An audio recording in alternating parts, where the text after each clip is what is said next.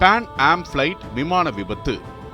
1955 March 26 அன்று பான் ஆம் flight என்ற பயண விமானம் அமெரிக்காவின் ஓரிகன் மாநிலத்தின் கடற்கரை அருகே பசிபிக் பெருங்கடலில் அவசரமாக இறக்கப்பட்டது.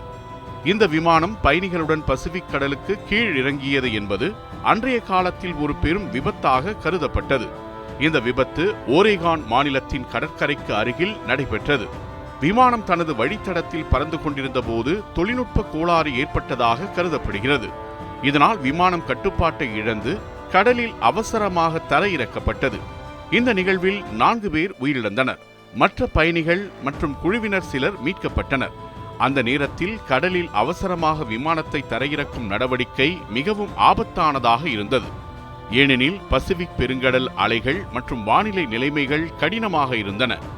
இந்த விபத்து விமான பாதுகாப்பு மற்றும் அவசர நிலை செயல்முறைகளின் முக்கியத்துவத்தை வெளிப்படுத்தியது. விமான நிறுவனங்கள் மற்றும் விமானிகள் எதிர்காலத்தில் இதுபோன்ற சூழ்நிலைகளை சமாளிக்க மேலும் பயிற்சிகள் மற்றும் மேம்பட்ட பாதுகாப்பு முறைகளை உருவாக்க வேண்டிய அவசியம் ஏற்பட்டது. முடிவாக இந்த ஏவியேஷன் ஆக்சிடென்ட் விமான விபத்து கடலில் அவசர இறக்கத்தின் அபாயங்களை நினைவூட்டுகிறது.